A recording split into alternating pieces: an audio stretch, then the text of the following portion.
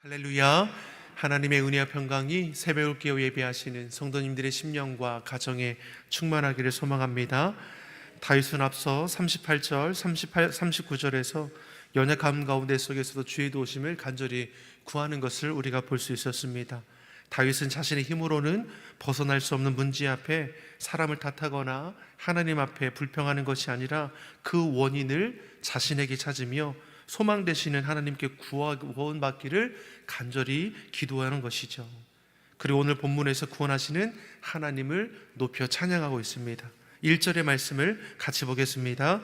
내가 여호와를 기다리고 기다렸더니 귀를 기울이사 나의 부르짖음을 들으셨도다. 아멘. 다윗은 하나님의 구원하심을 기다리고 기다렸습니다. 사랑하는 성도 여러분, 기다림은 믿음의 표식이 되는 것이죠. 누가 기다릴 수 있습니까? 누구나 기다릴 수 있는 겁니까? 그렇지 않습니다. 인내의 기다림은 하나님을 신뢰하는 자가 행할 수 있는 것이죠. 한 치 앞도 모르는 인생이 어찌 내일 일을 장담할 수 있겠습니까? 우리가 할 수 있는 것은 인생을 주관하여 주시는 하나님을 신뢰함으로 그때를 기다릴 줄 아는 것입니다. 다시 말해 하나님은 우리의 믿음을 보기 원하십니다.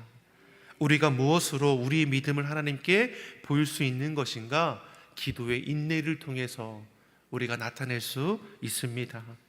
조금 기다리다 마는 것이 아니라 하나님의 응답이 있기까지 기다리고 기다릴 줄 아는 그러한 신실한 주의 성도들이 되기를 예수님의 이름으로 축원합니다. 예레미야가 3장 26절의 말씀을 보더라도 사람이 여호와의 구원을 바라고 잠잠히 기다림이 좋도다. 아멘이시죠? 다윗은 긴 연약함 가운데서도 하나님의 도우심을 바라고 기다리고 기다렸습니다. 그랬더니 그 부르짖음을 들으셨다 고백하고 있습니다. 2절을 보겠습니다. 2절의 말씀. 나를 기가 막힐 웅덩이와 수렁에서 끌어올리시고 내 발을 반석 위에 두사 내 걸음을 견고하게 하셨도다. 아멘. 하나님은 믿고 기다리는 자의 기도를 들으시며 반드시 응답해 주심을 믿습니다. 기가 막힐 웅덩이와 수렁은 절망과 죽음의 구렁텅이를 가리킵니다. 내 힘으로 어찌할 수 없는 절망과 죽음의 자리입니다. 무엇보다 이 같은 위기가 다윗 스스로의 잘못된 선택에서 나타난 것이죠. 다윗은 고난 속에서 자신의 어리석음을 깨닫고 다시금 하나님께로 그 마음을 향합니다. 주의 국률하심, 구원하심을 바라며 간절히 기다리고 기다렸습니다. 그리고 그 기다림 속에서 하나님께서는 그 긴 수렁에서 다윗을 끌어올리시는 것이죠. 다윗을 향한 하나님의 사랑과 구원은 우리를 향한 사랑과 구원을 나타냅니다. 죄와 허물로 죽었던 우리가 소망 가운데 살아가게 된 것은 전적인 하나님의 은혜입니다. 구원받을 만한 그 어떠한 자격이 공로가 우리에게 있습니까? 그런 것은 하나도 없죠. 무조건적인 하나님의 사랑이 예수 그리스도 십자가를 통해서 확증이 되었습니다. 우리에게는 사망의 웅덩이와 수렁에서 스스로 빠져나올 수 있는 그 어떤 힘도 없습니다. 누가 죄의 수렁으로부터 우리를 건져낼 수 있습니까? 하나님 예수 그리스도의 그 보혈의 피값으로만 가능한 것이죠. 그리고 누가 죄의 수렁덩이로 우리를 밀어 넣었습니까? 그것도 아니죠. 죄된 고집과 욕심에 붙들려서 스스로 사망의 웅덩이, 수렁에 우리가 스스로 빠진 거 아닙니까? 그럼에도 하나님은 우리를 사랑하셔서 그대로 놓아두지 아니하시고 독생자 예수님으로 우리를 건져주시고 새롭게 하여 주셨습니다. 이 같은 은혜에 감사하며 다윗이 그 입에서 하나님을 찬양하는 것이죠. 3절의 말씀입니다. 3절의 말씀 같이 보겠습니다. 새 노래를 곧 우리 하나님께 올릴 찬송을 내 입에 두셨으니 많은 사람이 보고 두려워하여 여호와를 의지하리로다. 아멘. 다윗은 하나님의 구원의 은혜에 대해 새 노래로 찬양합니다. 누가 찬양할 수 있습니까? 하나님의 은혜를 아는 자가 찬양할 수 있습니다. 하나님을 신뢰하는 자가 믿음으로 기도하며 기다리고 기다릴 줄 아는 것이고, 하나님의 은혜를 아는 자가 그 은혜 가운데 찬양이 흘러가게 되는 것이죠. 다윗은 날마다 부어주신 하나님의 은혜에 감격하여 이처럼 새 노래로 찬양합니다. 5절을 보니까 주께서 행하신 기적이 많다라고 했습니다. 베푸신 은혜가 너무 많아 그 수를 셀 수가 없다라고 했습니다. 비록 다윗은 사망의 웅덩이 수렁에 빠져 헤어나지 못하는 때에도 하나님을 신뢰함으로 구원의 하나님을 기다리고 기다립니다. 그리고 인내의 기다림을 통해서 구원의 기쁨을 얻었습니다. 모두가 다 다윗과 같은 신앙의 길을 걸어가는 건 아니죠. 사울왕을 한번 생각해 보십시오. 자기 힘만 믿고 하나님을 외면한 채 헛된 길을 고집하다가 망하는 인생이 되었습니다. 사울왕의 시작은 참 좋았습니다. 겸손하게 하나님의 뜻 가운데 나라를 다스렸습니다. 근데 시간이 지남에 따라 어떠합니까? 하나님의 뜻보다는 사람의 인정과 사람의 시선을 더욱더 신경 쓰기 시작합니다. 하나님의 말씀에 순종하기보다도 자기 보기에 좋은 대로 행동하게 되었다라는 것이죠. 결국 제된 고집을 고집하다가 비참한 최후를 맞이하게 되었습니다. 그러나 다윗은 자신의 힘으로 어찌할 수 없는 위기 속에서도 하나님을 신뢰함으로 믿음으로 인내했습니다. 죄 가운데 빠져 헛된 길을 가게 되었을 때에도 하나님께서 깨닫게 하시니 즉시로 회개하여 돌이킬 줄 알았습니다. 다윗은 하나님을 의지하며 하나님께 굴복하는 삶을 살았다라는 것이죠. 사랑하는 성도 여러분, 하나님을 의지하며 하나님께 순종하는 삶이 최고의 기쁨이고 승리가 되는 삶임을 기억하시기를 바랍니다. 순종은 우리를 향한 주의 복을 이루어가는 통로이죠. 무엇보다 위기의 순간이 하나님의 은혜를 경험할 기회임을 알고 위기 앞에 하나님을 바라며 더욱더 하나님을 의지하는 자가 되기를 예수님의 이름으로 소망합니다. 그러한 은혜 앞에 다윗이 이어서 고백하는 것이 무엇입니까? 8절의 말씀을 우리 같이 한번 읽어보겠습니다. 나의 힘이여 내가 주의 뜻을 행하기를 즐기오니 주의 법이 나의 심중에 있나이다 하였나이다. 아멘. 이것이 다윗이 하나님께 기쁨이 된 이유입니다. 다윗은 하나님의 뜻을 행하는 것을 어떻게 합니까? 즐거워합니다. 주의 법, 하나님의 말씀을 마음에 새겼습니다. 그러하기에 고난 중에도 하나님의 말씀을 의지하여 깨어 기도할 수 있었던 것이고, 혹 범죄하였을지라도 말씀에 비추어 깨닫게 될 때 돌이키는 회개가 있었다라는 것이죠.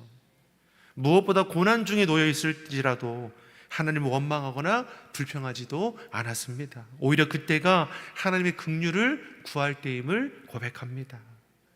사람들이 나를 어떻게 보고 어떻게 평가하는 것보다 내 삶의 가장 중요한 하나님의 긍휼이 내게서 떠나지 않기를 구하는 것이죠.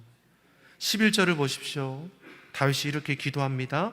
여호와여 주의 긍휼을 내게서 거두지 마시고 주의 인자와 진리로 나를 항상 보호하소서.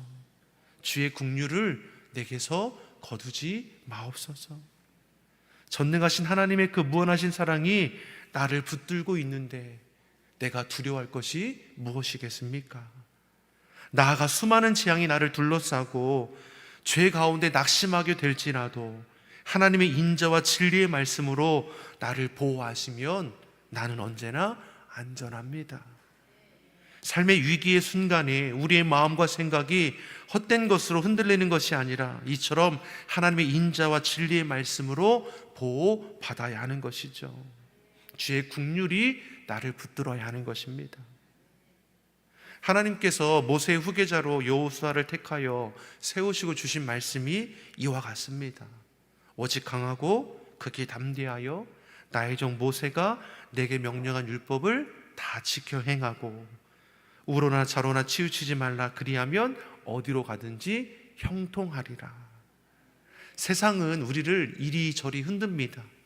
그러나 하나님의 말씀을 붙드는 자는 요동함이 없습니다. 오히려 고난 중에도 형통의 길로 인도하신 하나님의 손길을 경험하게 되는 것이죠. 다윗이 고난 중에 흔들리지 않는 것은 하나님의 말씀으로 그 삶을 중심을 지켜냈기 때문입니다. 하나님의 긍휼을 구하며 진리의 말씀으로 무장하는 저와 여러분이 되기를 소망합니다. 이것이 죄악된 세상에서 우리를 승리로 이끄는 방법인 것이죠. 이처럼 다윗은 긍휼의 하나님, 인자와 진리 하나님을 붙들며 고난의 때를 견디어내는 것이죠. 물론 어려움의 때가 금방 지나간 거 아닙니다. 14절의 말씀처럼 내 생명을 멸하는 자들이 여전히 다윗을 공격합니다. 그러나 다윗의 고백이 무엇입니까? 두려움에 떠는 것이 아니라 하나님의 행하심을 선포합니다. 나의 생명을 멸하라 하는 저들이 도리어 수치와 낭패를 당하게 하시고, 나를 괴롭게 하는 악한 자들이 도리어 수모를 당하게 하옵소서. 15절에 나를 향하여 하하하 웃으며 조소하는 자들이 오히려 자신들이 받는 수치 때문에 놀라게 하소서. 다윗은 악한 자들을 대적하기 위해 똑같이 악한 행동을 하는 거 아니라는 것이죠. 각 사람의 행위대로 갚으시는 하나님의 말씀을 의지하여 하나님의 긍휼을 구합니다. 내 감정, 내 고집대로 행동하기보다는 하나님의 뜻이 나를 통해 이루어지도록 하나님께 맡기는 것이죠. 이것이 믿는 자가 가진 권세입니다. 하나님의 자유된 권세는 말씀대로 행할 때 드러나게 될 줄 믿습니다. 17절의 말씀을 같이 한번 보겠습니다. 17절의 말씀 같이 읽겠습니다. 나는 가난하고 궁핍하오나 주께서는 나를 생각하시오니 주는 나의 도움이시요 나를 건지시는 이시라. 나의 하나님이여 지체하지 마소서. 아멘. 하나님 앞에 우리가 자랑할 것이 무엇입니까? 다윗이 하나님 앞에 가난하고 궁핍한 자신을 생각해 달라고 지금 기도합니다. 다윗이 누구입니까? 한나라의 왕 아닙니까? 그러한 다윗이 가진 지위가 없습니까? 권세가 없습니까? 가진 재물이 없겠습니까? 얼마나 많이 있습니까? 그런데 하나님 앞에 기도하기를 자신은 가난하고 궁핍하다라는 것이죠. 이는 하나님 앞에 비천한 자임을 고백하는 것입니다. 하나님의 긍휼의 은혜가 없다면 자신은 아무것도 아니라는 것이죠. 기름 부어 왕을 세우신 분도, 고난 중에 나를 건져주시는 분도, 죄에 빠졌을 때에 나를 지켜주시는 분도 하나님이십니다. 다윗에게 주어진 모든 지위도 권세도 재물도 하나님께서 허락해 주신 것이죠. 그러니 그는 고백하죠. 주는 나의 도움이시요 나를 건지시는 이시니 지체하지 마옵소서. 사랑하는 성도 여러분, 이 땅을 살아갈 때 우리의 시선과 생각을 빼앗는 일들이 참으로 많습니다. 근데 정말 그 같은 일들이 내 인생을 좌우하는 것이냐? 그렇지 않죠. 우리는 어떠한 일에든지 일이 hil비할 것이 아니라 하나님을 신뢰함으로 주의 뜻에 순종하는 자가 되기를 바랍니다. 어려움의 때에, 고난의 때에, 재난의 때에, 시련의 때는 지나가고 우리로 웃게 하실 주님과 동행함으로 하나님 앞에 기쁨이 되는 우리 천속의 온 성도가 되기를 좋으신 예수님의 이름으로 축원합니다. 기도하겠습니다. 사랑의 하나님 아버지, 말로 할 수 없는 고통의 순간에 우리의 눈이 여호와 하나님을 보게 하여 주시옵소서. 하나님 앞에 나아가 부르짖어 구할 때에 우리를 구원하여 주시고 주의 은혜로 새롭게 하여 주시옵소서. 특별히 병상의 신음 한우들을 위로하여 주시고 저들의 고통과 아픔을 아시오니 친히 찾아가 치료하시어 새 생명 얻게 하여 주시옵소서. 감사드리며 예수님의 이름으로 기도드립니다. 아멘.